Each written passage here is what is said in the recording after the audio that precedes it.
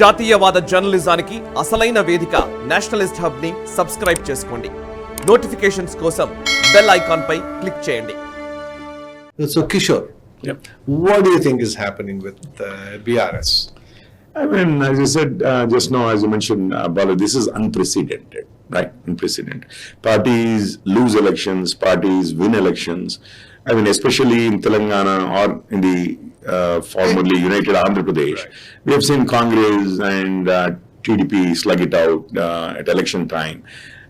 Elections happen and then someone wins, someone loses, the losing party plays the role of an opposition in the assembly until the next elections, right? But this time, I mean, the very first time that BRS lost after a 10-year rule in the freshly formed state of Telangana, right? I mean, they were in power from the day one. Telangana came into this thing, and only recently they lost. I mean, they did not lose it like, I mean, what happened, what used to happen earlier in Tamil Nadu. I mean, the pendulum always used to shift. I mean, there used to be only one person from ADMK, the rest of them from, or extreme swings, right? It wasn't that way as well. They had a respectable 39 MLAs. Right, 39 MLAs, and they only lost with around 2% vote share. I think they hardly a couple of percentage, less than a couple of percentage difference in vote share with the Congress. That's all. Congress got 64, they got 39, right? So it was a respectable performance. Yet, a couple of months after the elections, today, if you look at the BRS, it seems like, I mean, many people, you have mentioned a couple of them, others had left even prior to that.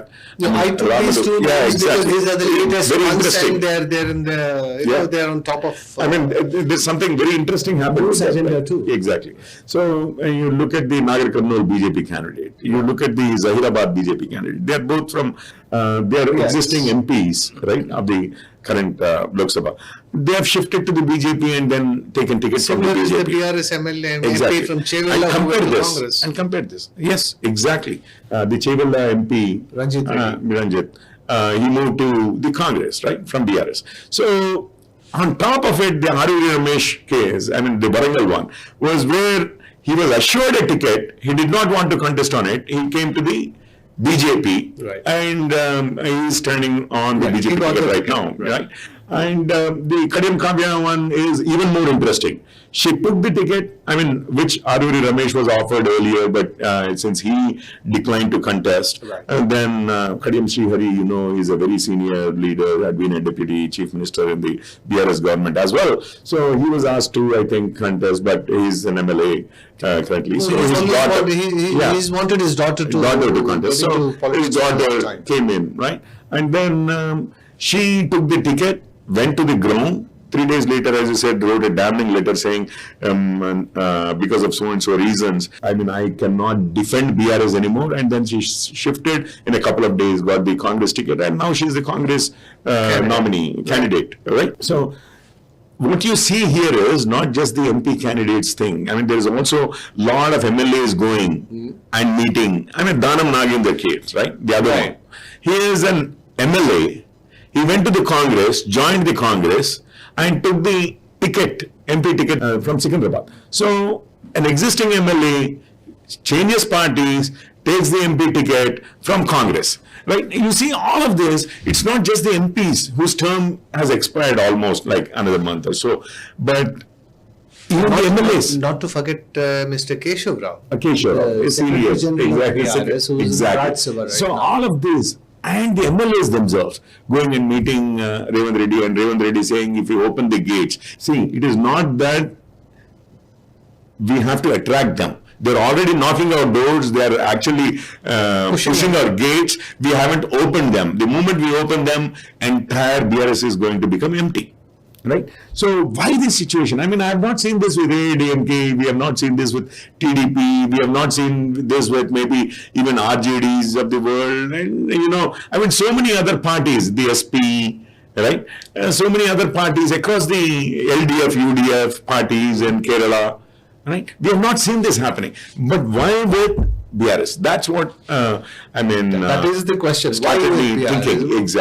Exactly. So, what I thought was, I mean, I concluded at the end of all the analysis, I mean, whatever I had to, I mean, I was trying to take examples of other states where this could have happened earlier and all that. One loss and a few months later and you're in the doldrums. I mean, nobody wants to own up your party. Even the MLAs and MPs want to, I mean, crash your gates and then get out, not to get in, but to get out. So why this? I think one fundamental thing is when parties come up based on a specific agenda, based on a cause, because the BRS says it's a movement party, Udyama party, right? That means it's based on a movement for a cause, right? That's what the BRS was. I mean, it was actually called the TRS, right? The Telangana Rashtra Samiti. So the aim was to was achieving a separate Telangana state. And then achieving that particular state was so that, I mean, the Andhra rulers earlier, this thing, they have neglected Telangana, we gain control over our own resources. So Telangana will get a fair chance at development if Telangana forms a separate state and the Telangana guy is ruling Telangana instead of I mean, the 50 years, 70 years, whatever we have seen, is mostly the Andhra leaders having much more 60 more than, years, more the Andhra leaders becoming chief ministers and neglecting Telangana. That's the, that was the logic behind it. And yes, we got Telangana. The first part is achieved. And people thanked TRS for the role Chandrasekhar Rao and their parties played in the entire agitation. Their role, for their role, they rewarded him too. But I think at the end of 10 years, what the people have felt is that the Andhra rulers, that's what is to call them, right? The Andhra rulers, which is chief ministers from born in Andhra Pradesh, regions of Andhra Pradesh. Some of them have their entire families and residences here, but they were born. So for practical, their native place is considered to be there, right? So they were actually siphoning off resources from Telangana, like water, funds, right? Like Hyderabad is a huge revenue generating ecosystem, and then you would take money from here and put it there. And for irrigation also, you would favor projects in Andhra than in Telangana, right? And jobs. In jobs also, I mean, Andhra, people from Andhra are getting a greater share, more than their fairer share in the government jobs is the other one, right? All of these things. So the Andhra rulers were taking, I mean, were neglecting Telangana and making their region richer. That's the argument. Right? More prosperous. So, by the end of 10 years, what the Telangana people have realized is, instead of the Andhra rulers, now we got a Telangana ruler, I mean, a guy from Telangana. But seems to be the looting is still continuing. The disadvantage is still continuing. Instead of the region, Andhra region, instead of diverting all these resources to Andhra region, it looks like we are diverting, I mean, one family has benefited. Instead of Andhra region benefiting from Telangana, now from Telangana, only one family, that is KCR and his family and his relatives and his party and their MLAs, in that order. They have benefited instead of Telangana people. Because we said, Neelu, Nidulu, Niyamakalu. Water, funds, and jobs. By the end of 10 years, KCR has got Telangana to a stage where, in the name of water, he spent lakhs of crores, right? The funds, he spent lakhs of crores making the coffers empty and turned the state into a debt-ridden, like 6 lakh crore, 7 lakh crore worth of debts, right? Into such a position that the coffers are so empty that he is unable to pay even current employees, so the jobs never came. So in the name of water, looted Telangana, made the coffers empty and pushed it into such a financial crisis that it could not give any jobs. So that was the premise, right? These three things: water, funds, and jobs. On these three things, people felt that KCR had failed them. Not only that, but when they look at them, right, they see all these family, especially the first family and the BRS MLAs, becoming filthy rich over the same period.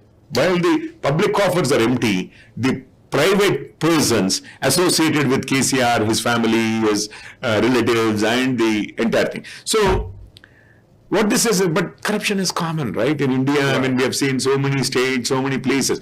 But here is the thing. What people perceived is, this is a party that arose for a cause. I mean, it's a movement party. And that is the benefit of Telangana. But instead of benefiting Telangana, he actually betrayed the cause of Telangana. That's what they felt. And instead of benefiting Telangana, his family, his whatever, they are the beneficiaries of finally the Telangana new statehood. And the people, he betrayed the cause for which the party came into power. Okay. And this KCR himself agreed. See, we are no longer a movement party. Yeah. We have now turned into a faktu Rajakiya party. That means purely political party that is after power. Right. So he abandoned the cause, he betrayed the cause, and he himself declared that, see, now we are just a regular party. And the change in the name also symbolized that. Yeah, from Telangana Rashtra Samiti went to Bharat Rashtra Samiti. ఈ video మీకు నచ్చినట్టయితే like చేయండి, 10 మందికి share చేయండి. అలాగే కామెంట్ల రూపంలో మీ అభిప్రాయాలను మాతో పంచుకోండి. Nationalist hub group of channels ను సబ్స్క్రైబ్ చేసుకుని తెలుగునాట జాతీయవాద జర్నలిజాన్ని ప్రోత్సహించండి. ఈ వీడియో కింద ఉన్న బెల్ ఐకాన్ పై క్లిక్ చేయడం మర్చిపోవద్దు.